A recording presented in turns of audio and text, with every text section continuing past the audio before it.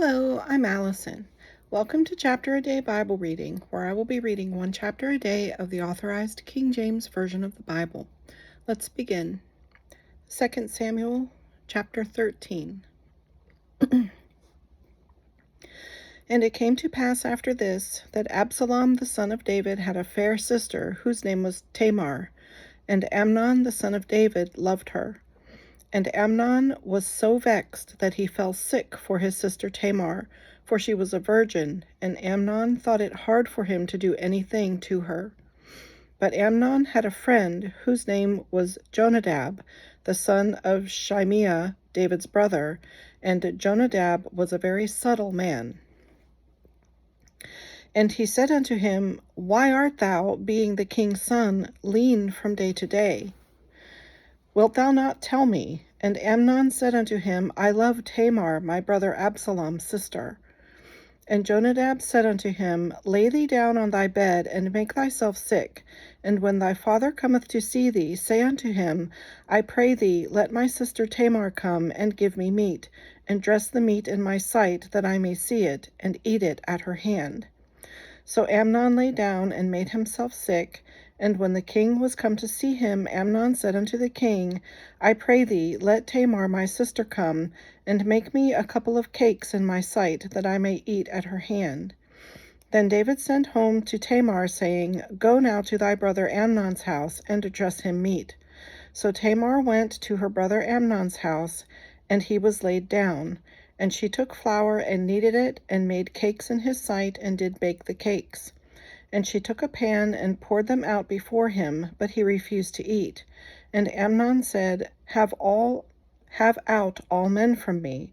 And they went out, every man from him. And Amnon said unto Tamar, Bring the meat into the chamber, that I may eat of thine hand. And Tamar took the cakes which she had made, and brought them into the chamber to Amnon her brother.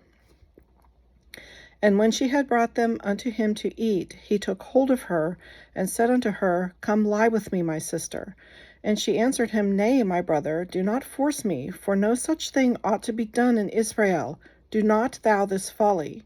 And I, whither shall I cause my shame to go? And as for thee, thou shalt be as one of the fools in Israel. Now therefore, I pray thee, speak unto the king, for he will not withhold me from thee. Howbeit he would not hearken unto her voice, but, being stronger than she, forced her, and lay with her. Then Amnon hated her exceedingly, so that the hatred wherewith he hated her was greater than the love wherewith he had loved her. And Amnon said unto her, Arise, be gone. And she said unto him, There is no cause. This evil in sending me away is greater than the other that thou didst unto me. But he would not hearken unto her.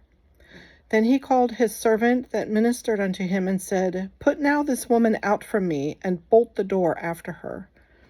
And she had a garment of divers colors upon her, for with such robes were the king's daughters that were virgins apparelled.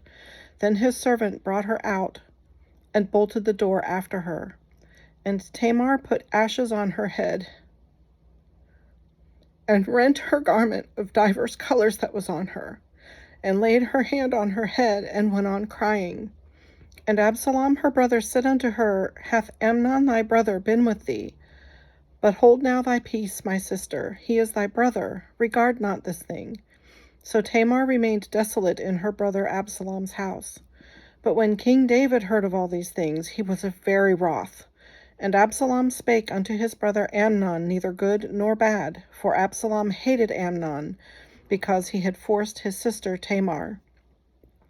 And it came to pass after 2 full years, that Absalom had sheep shearers in Baal Hazor, which is beside Ephraim, and Absalom invited all the king's sons. And Absalom came to the king, and said, Behold now, thy servant hath sheep shearers. Let the king, I beseech thee, and his servants go with thy servant. And the king said to Absalom, Nay, my son, let us not all now go, lest we be chargeable unto thee. And he pressed him, howbeit he would not go, but blessed him.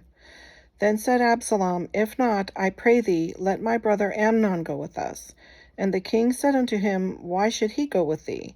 But Absalom pressed him that he let Amnon and all the king's sons go with him.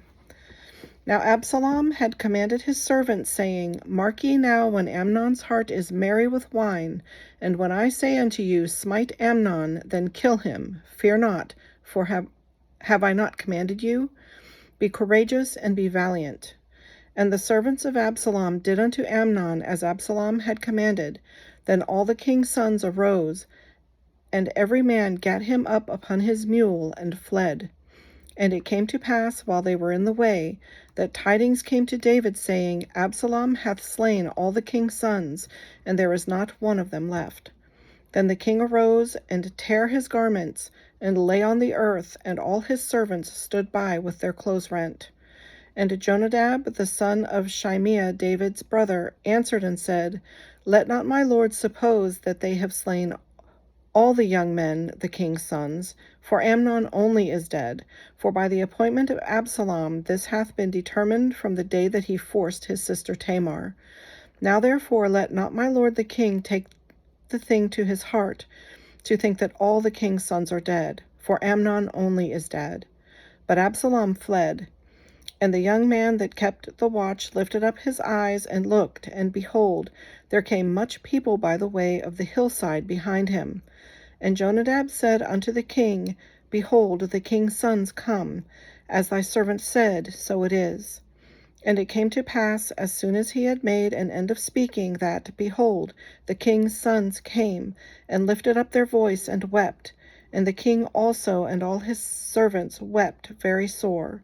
But Absalom fled, and went to Talmai, the son of Ammihud, king of Geshur, and David mourned for his son every day. So Absalom fled, and went to Geshur, and was there 3 years. And the soul of King David longed to go forth unto Absalom, for he was comforted concerning Amnon, seeing he was dead. This concludes today's reading. I hope you'll join me again. God bless.